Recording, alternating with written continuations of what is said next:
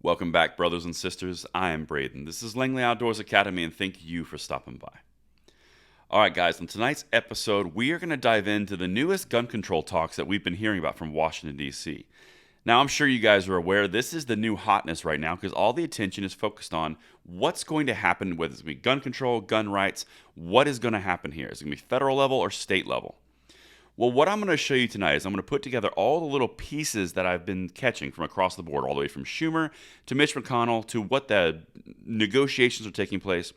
There's some trends that are showing up, and I want to show you these because this is really important to understand in order to position ourselves for success when we start activating on around calling our senators and representatives, when we start really getting involved with emails, things of that nature, rallying people to reach out to the representatives.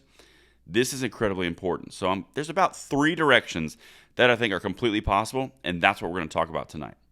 I'm going to do a quick read from our sponsor who made these videos possible, and then everything we linked in the description box, and we're going to hit it and hit it hard on the other side. Now, the sponsor for this weekend's videos is CF Moto. When it's time to get off the beaten path, there's no way better to engineer an escape than on a CF Moto machine. Since 1989, CF Moto has been a major supplier of engines, parts, and components for some of the biggest names in motorsports. Today, they are a major manufacturer in complete machines, motorcycles, ATVs, and side-by-sides, with hundreds of thousands of vehicles sold all over the world. Ready to mix work and play?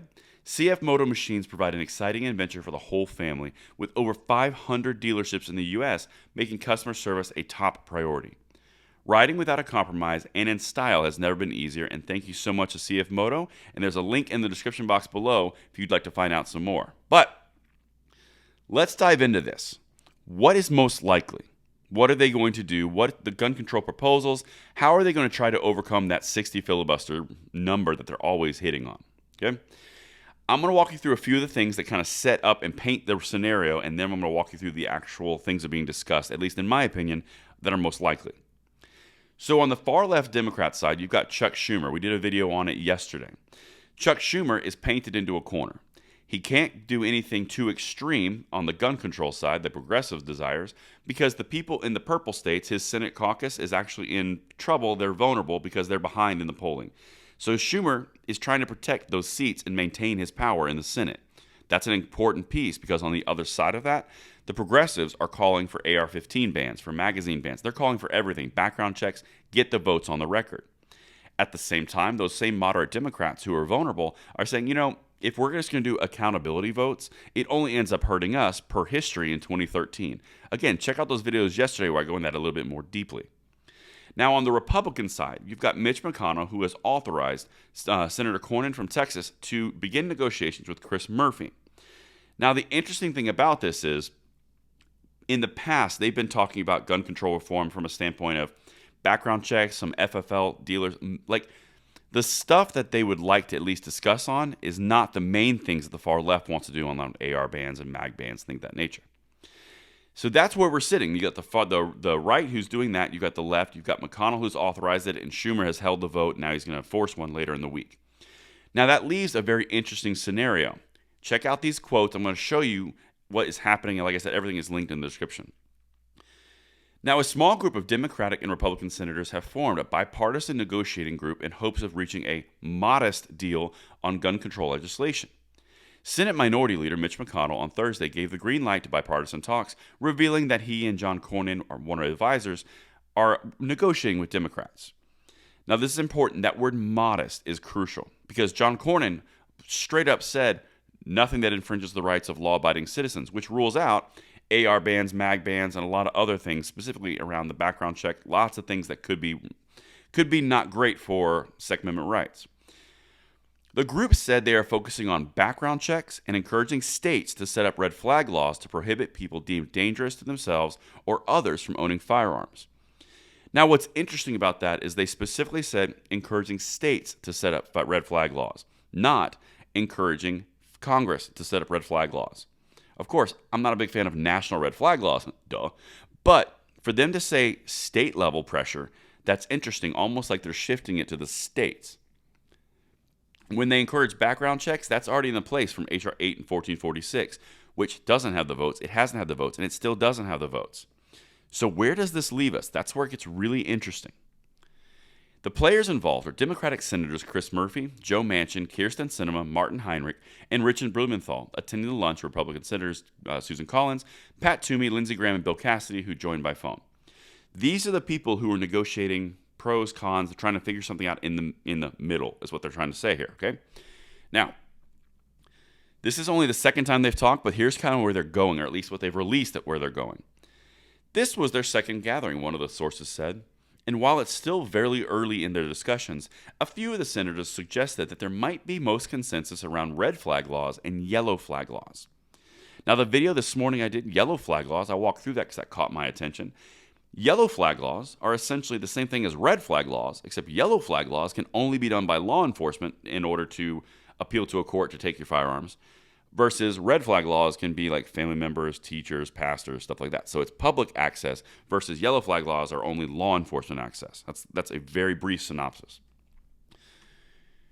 Yellow flag laws allowed for law enforcement and only law enforcement to petition the courts to temporarily take guns away from those considered to be a threat to themselves or others. Republican Senator Susan Collins pointed out to her home state, which has such law on the books. Now, if it's already on the books in Maine, and Susan Collins, who is kind of rhino-y, is saying, hey, this is an option, that leads me to believe that that might be a pretty big way that they go, because red flag laws or extreme risk protection orders have been abused by New York and California across the nation many, many times. We've covered on this channel. But yellow flag laws are brand new, bright, and shiny. They can only be done by law enforcement. It seems that if they're going to go the red flag law route, yellow flag laws are more likely than red. Again, this is just my hypothesis. On Thursday morning, Texas Senator John Cornyn met with Senate Minority Leader Mitch McConnell, who encouraged him to engage in bipartisan discussions being coordinated by Murphy and Sinema, which I covered. Just before he walked into McConnell's office, Cornyn told reporters, quote, I'm not taking anything off the table except for denying people their constitutional rights who are law-abiding citizens.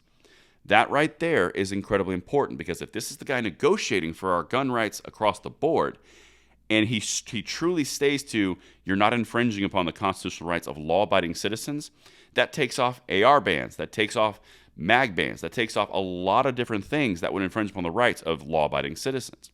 In fact, here's two other things that I'm going to walk you through this. I don't think these are likely.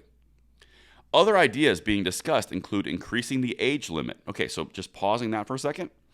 Increasing the age limit has been ruled unconstitutional in courts across the nation more than one time.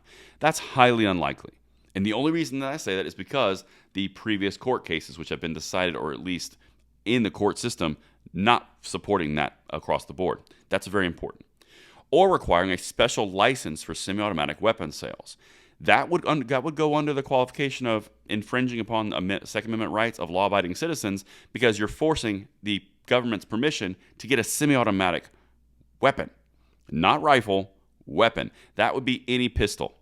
Well, any semi-automatic pistol. And that's a bit of an uncomfortable position to be put in.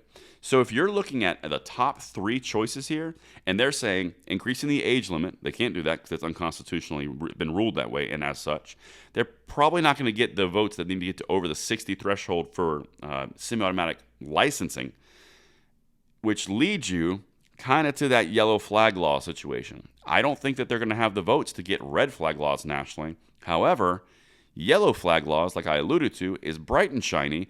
It gives a little ground on the red flag laws, and it has a little more room for Republicans who are on the fence to say, that's something that we can talk about.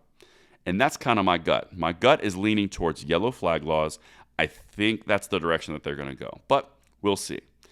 Let me know what you guys think in the comments field below, and I will see you tomorrow morning on the Bullet Points. I'm Braden. See you later.